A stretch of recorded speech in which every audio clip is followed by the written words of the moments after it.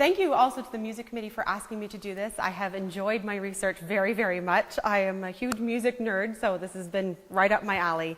I am not an expert in the field of early music, but I will do my best to help you awaken and deepen your love for the gift that we have in the Genevan Psalter. Tonight I want to cover 5 main areas. You'll see them there. We will be looking at a brief summary of the history that affected the Genevan Psalter, so why it was written, and by whom, and all those things. We will see how it influenced the spread of the Reformation itself. I hope to also show you the beauty of the music and the poetry of the Genevan Psalter, and how it appeals to an international audience, and how it's spreading throughout the Reformed congregations in this world. And then we're going to wrap up today by learning some ways to increase the beauty of our congregational singing. When we have completed this presentation portion, we'll be learning Praise God from Whom All Blessings Flow, and I found a beautiful arrangement by Ralph Vaughan Williams, and I know you will enjoy singing it. All right.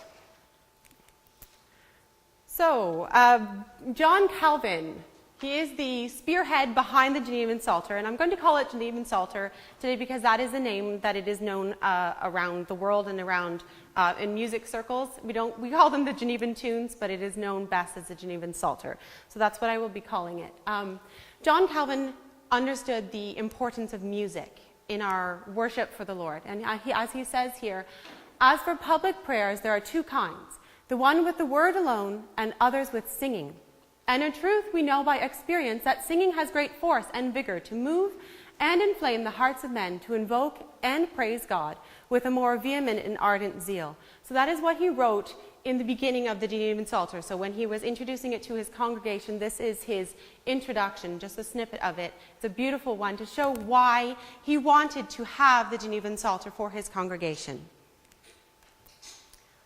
So music in Geneva before the Genevan Psalter. I promise I won't give you a huge history lesson, but some details will be important for you to understand why it was written and how it impacted the Reformation. So music in Geneva before Calvin. So churches in Geneva didn't use any music in their corporate worship. So it seems to me very strange that there was no music in their congregation, so it would have felt very strange. But Calvin felt that a lot of worship was missing because of a lack of congregational singing. Calvin and his friend and colleague William Farel, in 1538, he was kicked out of Geneva. He was actually expelled from Geneva because of the work that Farel and Calvin were doing. The city officials did not like the reformations that they were bringing about in Geneva and the changes that were being implemented, so they expelled them. He actually kicked them out and forced them to leave. So he went to Strasbourg to lead, and he became the minister of a church of French refugees there. And while he was in Strasbourg, he experienced congregational singing of metrical psalms. So metrical psalms are psalms that we sing, so they're rhymed, there's meter, there's each line is rhymed, and so it has the same kind of length. There's a lot of repetition of the length of lines, there's rests, and the way that we sing them. So the churches in Strasbourg were singing the metrical psalms, and he experienced them there for the first time. And 3 years later, the people in Geneva came crawling back to him and said, please, please, please come back. And he was asked to return to Geneva, and he did, even though he didn't really want to. But he brought back with him some of the metrical psalms. So Calvin only brought 18 psalms. When he was in Geneva, they only had 18 psalms. So the Genevan psalms, he brought them back, but he wanted more. He realized that the book of Psalms was meant to be sung, so he wanted 150 of them, and he only had 18. So what was he going to do? He started by making his own poetry, and he realized that he wasn't actually the best poet. So he then enlisted the help of these 2 gentlemen here. Clement Marot was the court poet in Geneva. So he was a very famous poet, and Marot wrote most of the versifications, so that he wrote most of the poetry for the Genevan Psalter. After his death, Theodore de Beza took over, and de Beza was actually Calvin's own personal friend, and he actually became the successor to Geneva, the theological leader of Geneva after Calvin passed along.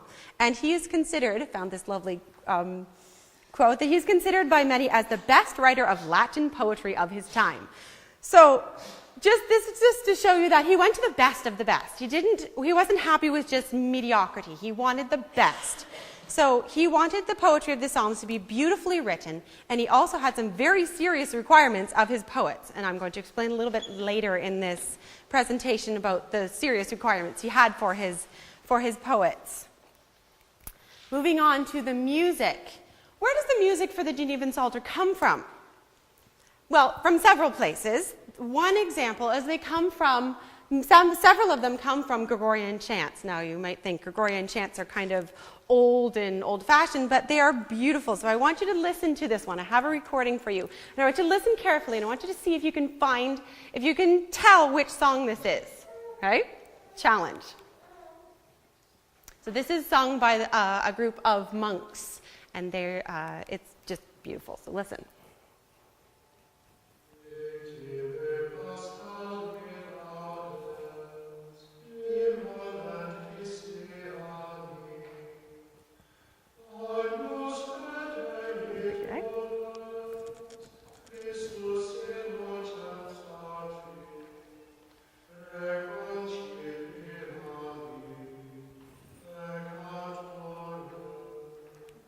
Can you figure out what it was? You may not know the words to it. Anybody? It sounds familiar, right? Sounds familiar? It's actually Psalm 80. Oh, Israel, shepherd, hear our pleading. So that all of a sudden go, there it is. Right? So that is an example. They took several of the Gregorian chants and they changed them just a little bit and fit them to the versification of the Psalms. The rest were composed by three main composers. Louis Bourgeois was one of the main composers. He composed most of them. He was an excellent composer, and he was very famous in his time as well. Two other men, Matthias Greiter and Maître Pierre. Now, they are lesser-known musical figures, and the last one, Maître Pierre, may have actually just kind of copied the words and put his name on the top. So nobody knows if he actually wrote them or if he was just a copyist, and because they didn't have photocopiers back then, they would have to actually write them out all by hand, and maybe he put his name in the corner of a few of them. So he may be getting a lot of credit for something he may not have done. So the Genevan Psalter started with only 18 songs, and it grew a little bit. They actually published several versions of it as they composed and made new songs. They would publish versions for the church to use. And so little bit by little bit, it grew. And then finally in 1562, the entire Genevan Psalter was published. Now you may ask, what does exactly the Genevan Psalter contain? And I have an example. This one was lent to me by Nancy. The Canadian Reformed Churches published this. It is the new Genevan Psalter. It is just the 150 Psalms. You can come and look at it later if you wish. It's just the 150 Psalms. And it also has 4 canticles. So it has the 10 Commandments, the Song of Mary, the Song of Zechariah, and the Song of Simeon, which are now actually contained in our hymn section. So that's what I'm talking about. It won't have any of the hymns that we have in the back of our book of praise. It's just the 150 songs and the 4 songs of people. And how is it received? This is one of the most amazing things that I found when I was doing my research. It was an enormous success. It was in about 4 years, it had been translated into 9 different languages, and it had been printed over 100,000 times.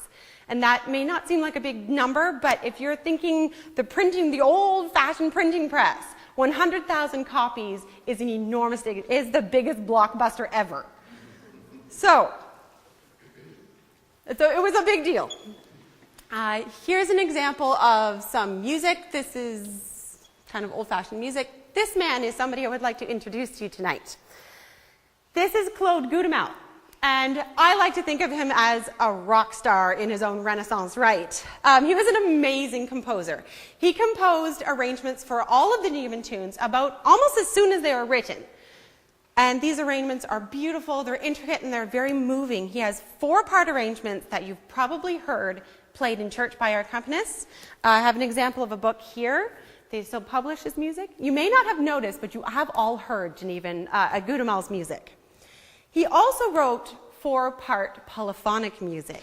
So what is polyphonic music, you may ask? I have an example here. Polyphony. What is polyphony? I want you to imagine you have 4 pieces of spaghetti on your plate. Okay? They're all running along your plate in one direction. They're all headed towards the end of your plate, but they are all mixed in together. So you have your first line of, I have one of these, don't I? You have your first line of spaghetti here. It goes up and down and up and down and up, and it ends up at the end. You have your second line of spaghetti, and it may cross the other ones, but it's running along, and it meets at the end. You have your next one, does the same thing, and sometimes lines don't all match up. They may start at different times. Their melody may start halfway through somebody else's melody, like the purple line. And each one of these lines has its own melody, it has its own purpose, it has its own beauty. But when you stick all those 4 lines of spaghetti together, they make the most beautiful music ever. So, in my humble opinion. So tonight I would like to show you an example of Gutemel's polyphonic music. And you will see how all the lines, I want you to imagine the 4 lines of spaghetti, all fitting together to make very beautiful music. So I'd like to call up my octet. We're going to perform a piece of music for you. We're going to be performing Psalm 62. And just to help you figure out who's singing what, the tenors are going to be singing the melody.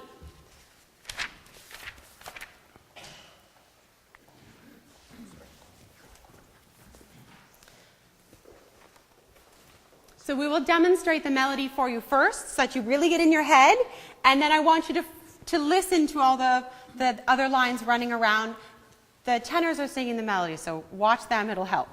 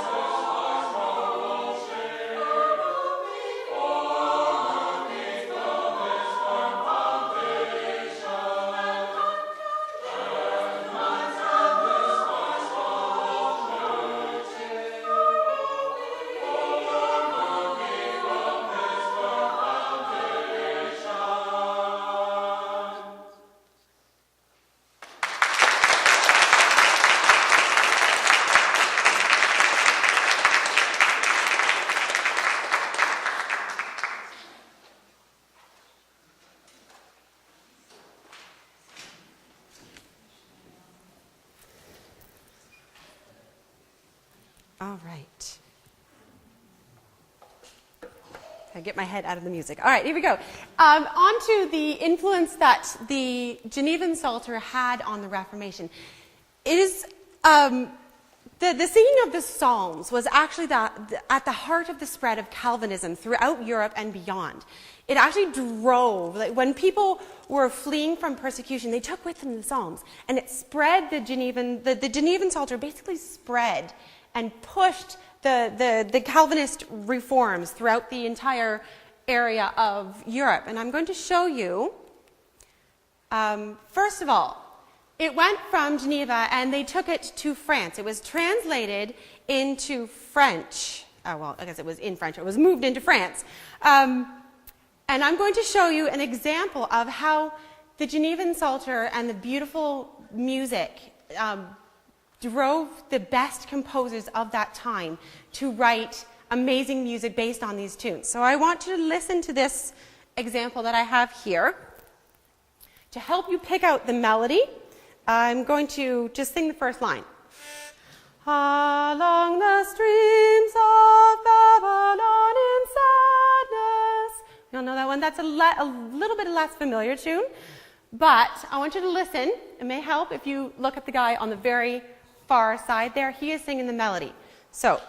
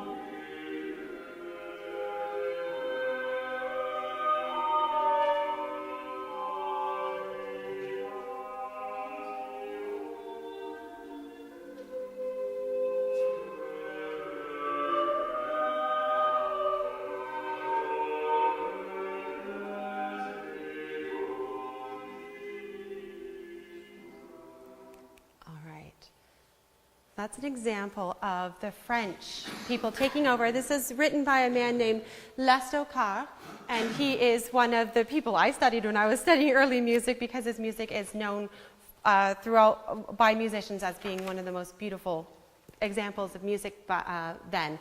I also have an example for you. It's from Psalm 130, Out of the Depths of Sadness, and here's my A. Out of the depths of sadness. So I want you to listen to the sadness in this piece.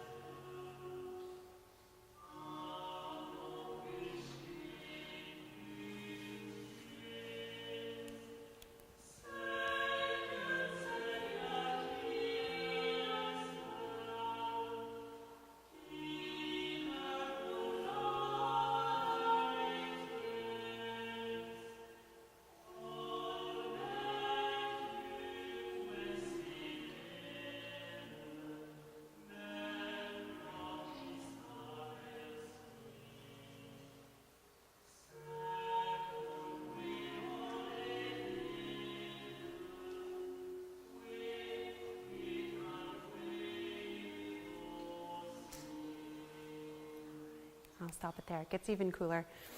All right, it also was taken into the Netherlands, and this is where we get our version from. So it was the entire Genevan Psalter was translated by a man named Petrus Dothanus, and he would translate it only 4 years after it was published.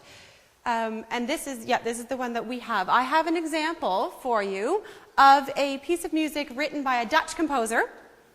His name is Svelink, and he is singing, they will be singing Psalm 2.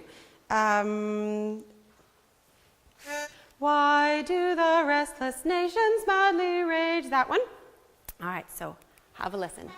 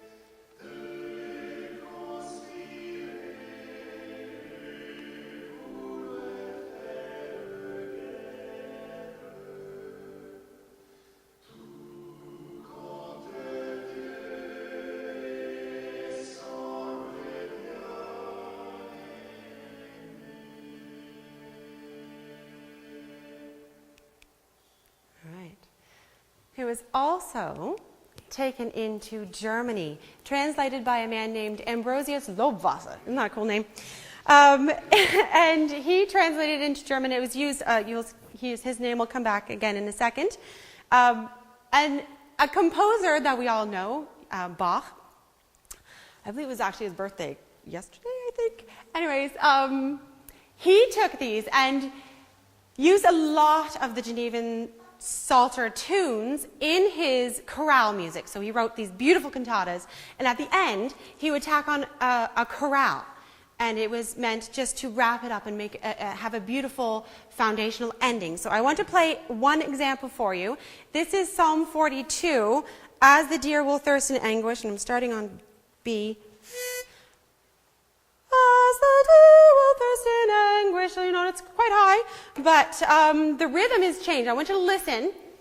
It's going to be a little bit tricky to catch it because they changed the rhythm. When it was brought to places like Germany, and we'll see Hungary and Czechoslovakia, it was a lot of it was brought by oral tradition. So they would not necessarily have the book in front of them, but they would have memorized them, and they would have moved to a different place, taken the Psalms with them, and sung them with their families and in their congregations, taught them to other people, but they may have changed a little bit. You'll see that in the next couple examples that the rhythm will change, but the tune will still be there.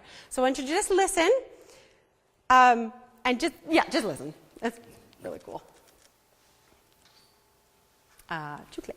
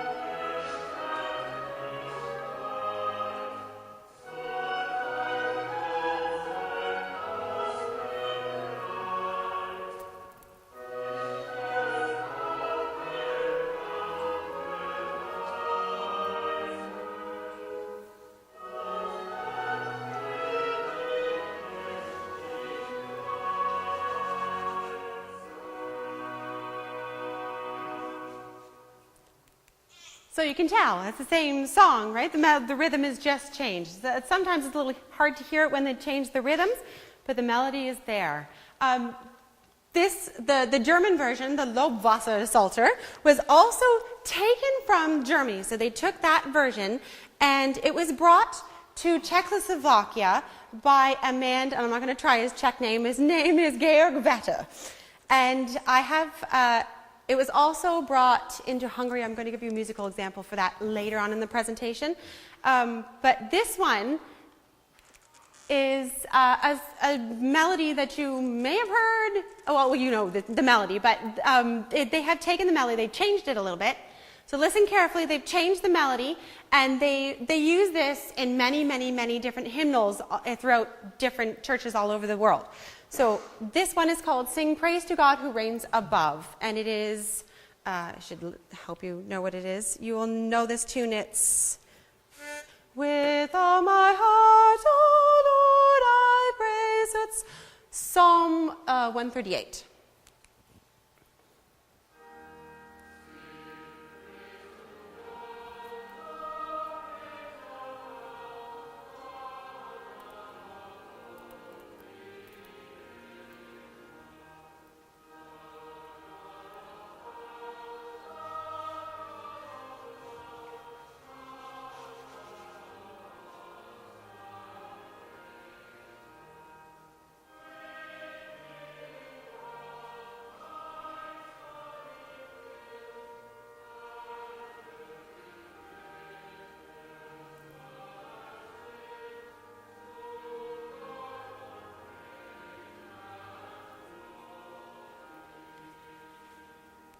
Isn't that pretty? I really like that one. It's very, very pretty. So you notice they did change quite a bit of the melody as well, but they changed mostly the rhythm. So it's based on this tune, they just changed it over time. All right, it was also taken into Hungary. This was done while Hungary was under Muslim, the Ottoman Turk control. So this would have been a fairly dangerous thing to do at that time. And as I said, I will show you a musical example later. And we're going to get to my favorite story. There was a man named Wojciech Babowski, and he was a musically gifted, Polish-born Reformed Christian. Now, when he was 18, he was actually captured by the Turks. He was captured by the Tatars, and he was sold as a slave to the Ottoman Sultan, so the king. He then worked his way up, and he became very, very famous. He became translator, the treasurer, and the court composer for the Sultan. So he started as a slave, worked his way up to court composer. And he converted, at least nominally, to Islam and changed his name to Ali Ufki. So he has some really cool names. He translated the first 14 of the Psalms, so 1 to 14, into Turkish, and wrote the music for this. And he took the melody and wrote music in the Turkish style. So this is my favorite one. So Psalm 6, he does Psalm 6, which is da da da da da da da da. That one. I'm going to play this CD. If you have a chance to listen to it, it's on the library website, the Ottawa Library website. I have a link to it. Got to check it out. This is a combination between two groups, the King Singers, which are world-famous classical a cappella group. They're fabulous. And they got together with a Middle Eastern group called Saraband. And they have made this CD. It's called Sacred Bridges, and it is kind of celebrating the fact that the Jews, the Christians, and the Muslims all share the Psalms. Right? We all have the Psalms in our religious traditions. So they take this. They have the man Rossi there. He is Jewish. Gudamal, which you heard before. The Genevan Psalter on there, so we're not the only ones. And Ali Ufki, he comes in here, and that's the one I'm going to give you. And they also do Svelink, which we heard before. So this clip that I'm going to play for you, it's fairly long, but I want you to just listen. It's going to start with the King Singer singing the melody, and then they're going to sing it in the Ali Ufki style. And then I'm going to show you a small taste of the instrumental accompaniment that they would listen to. So, here you go.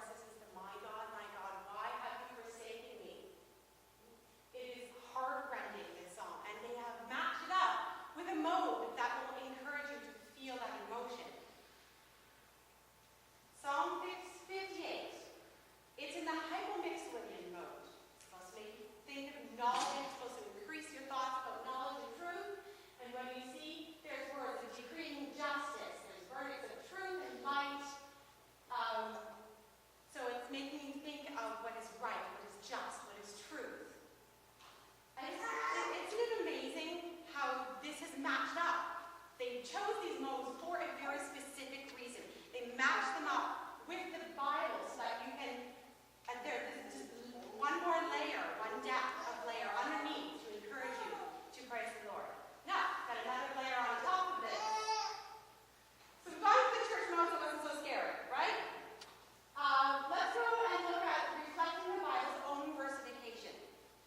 So, when the composers and the poets wrote the Genevan Psalms, they worked really hard to reflect the way that the Bible actually writes the Psalms. So the way that David wrote his Psalms, the versification, so the rhyming scheme, the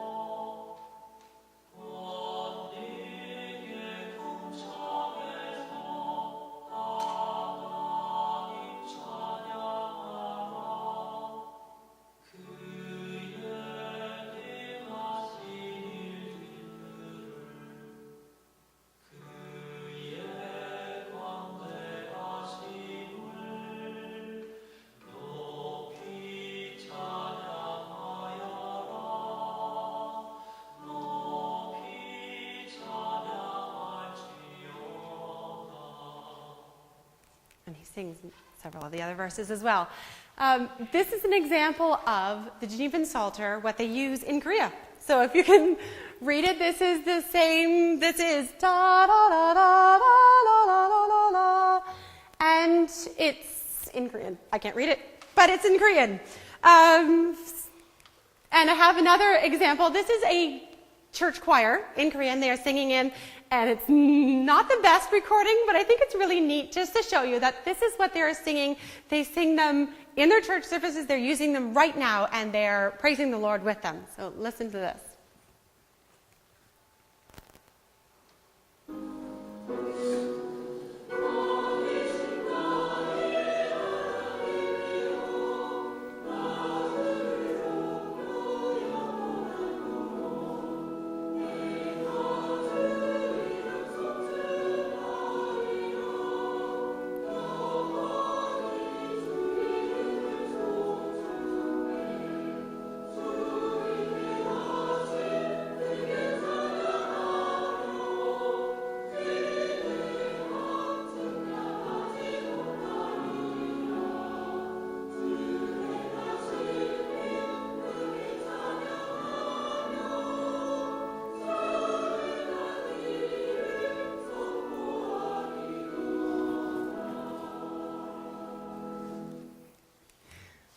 So they are being used, not just by us, but by many. And another example of someone discovering the Genevan Tunes and their beauty. This is an example of a selection from a CD by Maestro Masaaki Suzuki, and he is the conductor of the Bach Collegium in Japan. It's a well-known group. They do a lot of Bach and a lot of music. And he has discovered the beauty of the Genevan Tunes. And this is one of my favorites on this. And this is Psalm 47. I'll just play it for you. It'll speak for itself.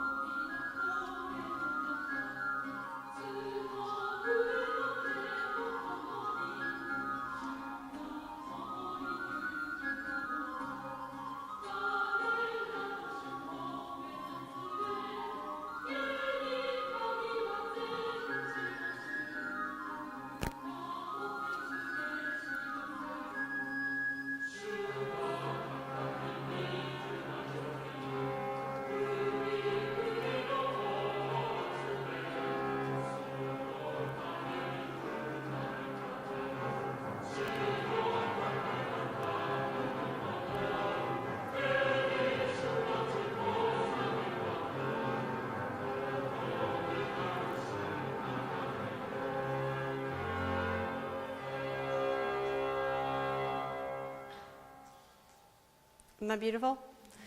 The flutist in there is pretty amazing. All right, on to Hungary. I told you I'd come back to Hungary eventually. This is an example of a piece written by Kodai. He is very well known for creating a musical education system for teaching children how to play music. So he's very, very well known in music circles for this. He basically revamped a whole new system of teaching children how to play music. So he found the Genevan Psalters. He's going to do Psalm 50. Before I play this for you, I want to just read you a bit of a quote. In an article entitled Holding Fast to the Psalms, Stories from Hungary, the author Beth Lantinga interviews a family from Hungary who experienced horrible persecution, starvation, imprisonment, and beatings during the communist regime. She writes, "In a recent set of interviews with Reformed believers in Hungary, I asked what the Psalms meant to them. Some of those interviewed were surprised that I would even ask whether the Psalms were important to them, because the answer was obvious, of course. They had been wrapped in the tapestry of faith into which the Genevan Psalter was woven, in some places obvious and clear, in others as deep background color, but always present." A retired musicologist now living in Romania reflected on the significance of that musical heritage. "You may be absolutely certain that the singing of the Psalms did help preserve faith during the communist era," he says. Istvan, the musicologist, is confident that the intrinsic depth and beauty of the Genevan Psalter could continue to capture the hearts of young people today if taught with love. Music has the power to capture and transform in a way that no other medium can. But the teaching of the Psalms to the young depends on the teacher's love for the Psalms and the ability to lead the children to Christ, he says. The strength, stability, and endurance of the people during the difficult days of communism is due in no small part to the community's faithfulness in passing along the Reformed tradition, including the Genevan Psalms, to the young. What's heard in the home surely shapes the music of the soul and the heart of the community. Isn't that amazing? God's faithfulness is mind-boggling.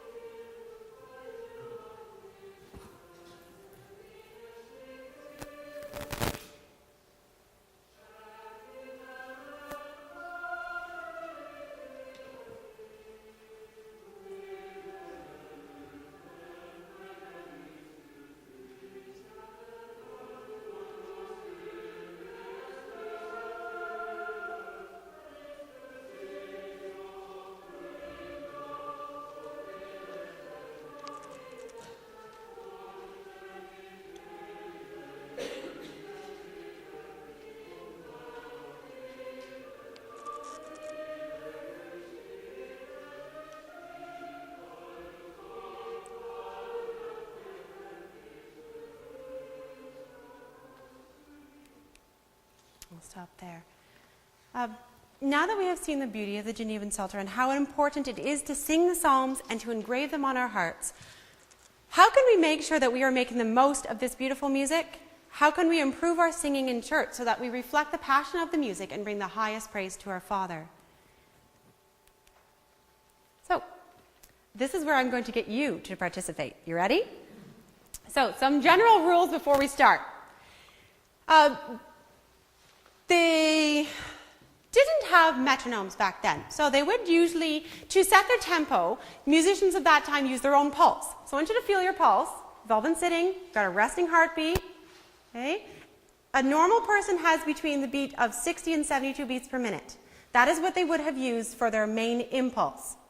Okay? 60 to 72 beats. I like to say 72 because I like to sing a little fast. So that's a general rule of thumb. Okay, so if you can feel da, da, da, heartbeat, however fast yours is going. So 72 beats per minute is usually the impulse of that half note.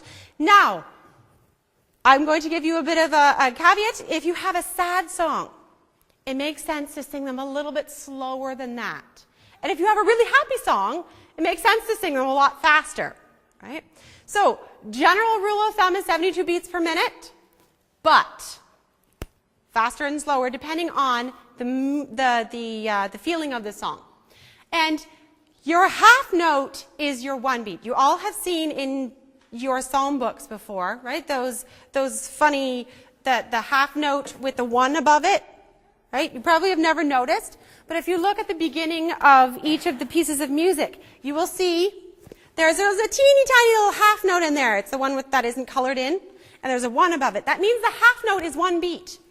Okay? It's not two beats like it usually is in music. It's one beat. Okay?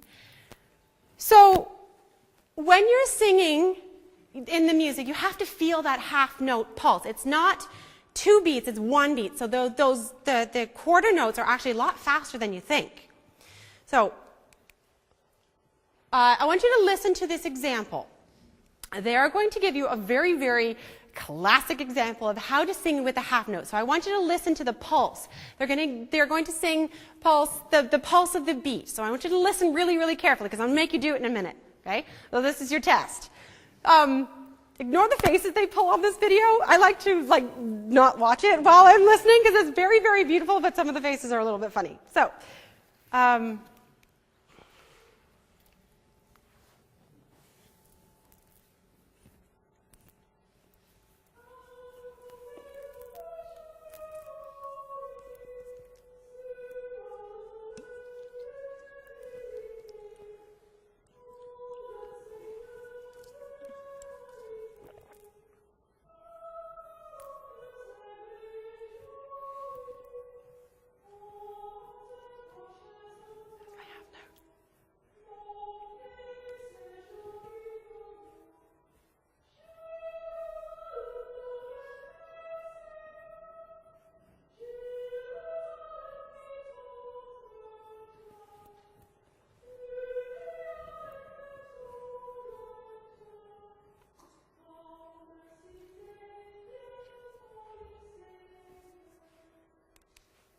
did you hear it? Da, la, la, la, la, la, la, la. So they put a little bit of an emphasis on that half note. Da, la, la, la, la, la.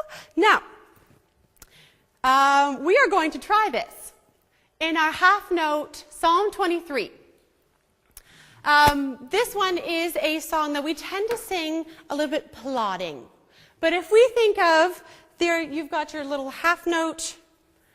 There's the one I was talking about. There's your half note with the 1 beat on there. That means the half note is your 1 beat. The other one's faster, okay? Slow, fast. So it goes like this. I hope you brought your singing voices. Oh, how does it not go? All right, good point. You probably all heard it. No, just kidding. So when you're singing, it doesn't go like this. The Lord's my shepherd, he in love defends me. So it doesn't know interesting, right? Not interesting. He in love defends me. It has no musical shape to it whatsoever, right? When you're singing it, I think I lost my, nope, all right. The Lord's my shepherd, he in love defends me. Did you hear it? I want you to actually tap it with me. Ready? Just take your finger. Doesn't have to be clapping. You're not clapping. Right? I want you to just try it. The Lord's my shepherd. He in love defends me. All right, now sing it louder. Ready? The Lord's my shepherd. He in love defends me. That was amazing. Let's try it again. Now we're going to do the whole thing. Now, remember every half note. I want you to just tap it. You can tap with your toe, your finger, doesn't matter. You can clap along if you really feel like it. I want you to feel that half note pulse. Ready? The Lord's my shepherd, he in love defends me. I shall not want, in pastures green he tends me. Makes me lie down, bouncing, care and mercy showing, leads me where peaceful streams are gently flowing. He for his name's sake surely will restore me. In paths of righteousness he goes before me. Didn't that come alive? So much loveliness. All right. Good. Oh, this is going to be fun. All right. So, moving on from the half note. Now, you have to keep this all in your mind. Okay, I'm going to layer layers upon layers upon layers, but you have to have that half note in your mind. Okay? So, stomp along if you need to. Psalm 47, syncopated rhythms. Now, syncopation may seem like a musical term that you don't know, but I'm going to explain it. It is stressing a beat that is normally weak. So now I've got you stomping along with the strong beat. Da, da, da, da, da, right? So that's the strong beat. But every once in a while, our psalms like to catch you off guard. Now listen. La, la, la, la, la, la, la, la, la, la. Did you see how it came on a normally weak beat? La, la, la, la, la, la, la, la, la, la. Right? So it catches you off guard. It kind of makes you sit up on the edge of your seat. Makes me anyways. All right, I want you to try it. Here's my A. I wasn't even too far off. All right, ready? This one's in the Ionian. Just to remind you, Ionian key was in the major. It's happy, so let's sing it happy. Ready? Clap your hands and shout, let your praise ring out. Peoples far and near, God most high revere. Awesome King is he, great in majesty. Nations he brought low, humbling every foe. By his mighty hand he gave us our land. In God's loving choice Jacob could rejoice. Let's do it again. We're going to speed it up, and I want you to really stress that off beat. So that one, let, and God, and great, and humbling, and he, and Jacob. I want you to stress it. Okay? I'm going to speed it up a little bit. I think we went a little bit low. Yep. No, we're going to speed it up and it won't happen. Ready? 1, 2. Clap your hands and shout, let your... Woo, there you go. Peoples far and near, God most high revere. Awesome King is he, great in majesty. Nations he brought low, humbling every foe. By his mighty hand he gave us our land. In God's loving choice Jacob could rejoice. How did that feel? Pretty good, right? Sounded amazing. All right, now, that is when we're stressing the syncopated rhythm and it's happy. Now, syncopation can also be done where it makes you feel like you're weeping. When you have, for example, Psalm 6 is one of my favorite because it's just, musically it's just amazing. So when you are sad, and the Aeolian mode is minor, sad. When you're sad and you're weeping, you don't weep, oh, I'm so sad, right? It doesn't happen that way. You go, I'm so sad, it's terrible, everything is terrible, right? So this is what the psalmist and the musician is writing. It's not going to be fast. We're going to sing it a little bit slower. I want you to try it like this.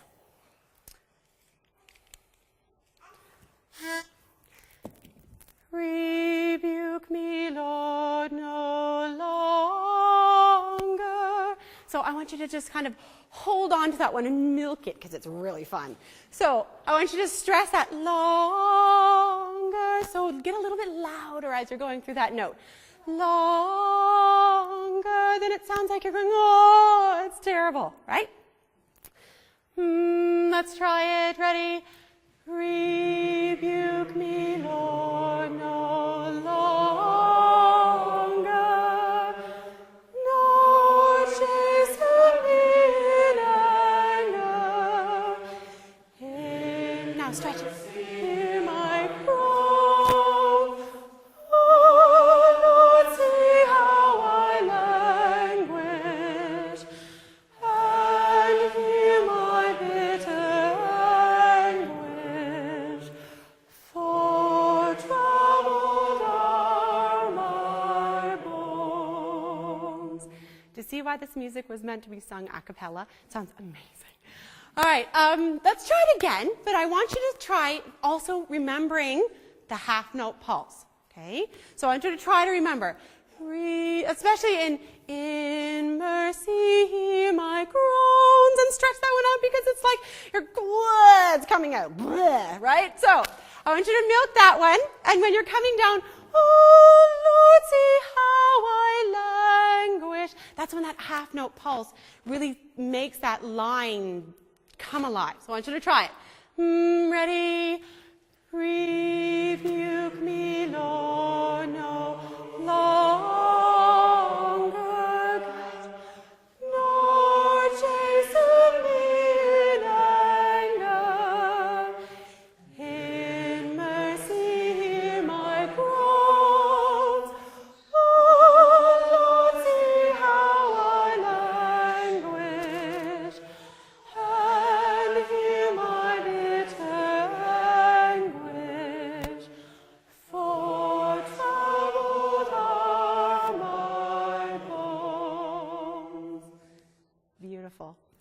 All right.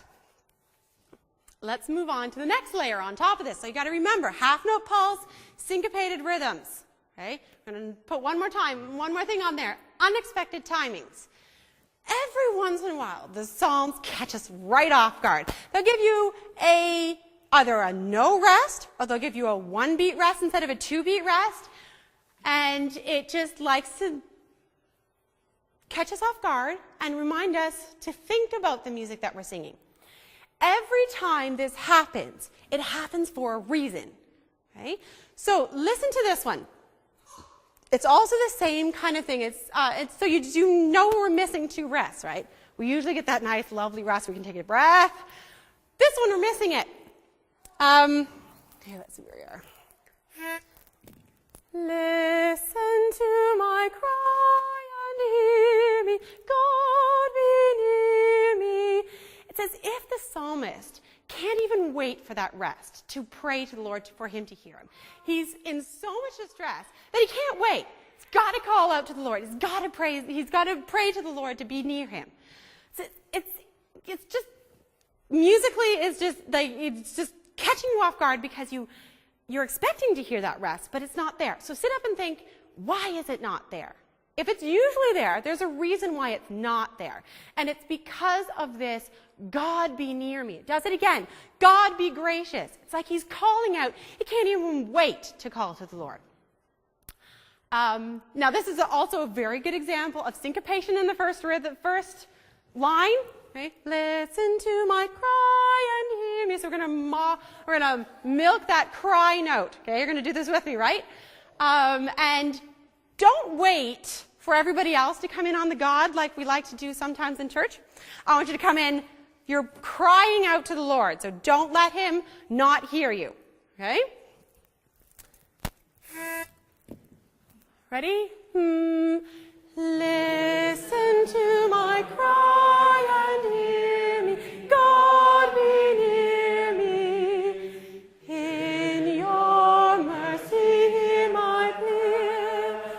When I call from far off places, God be gracious, for my heart is faint with cares.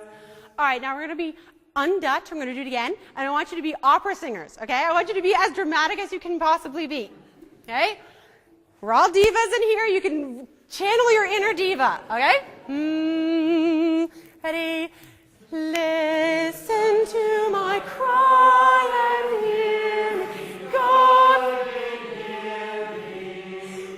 In your mercy hear my prayer.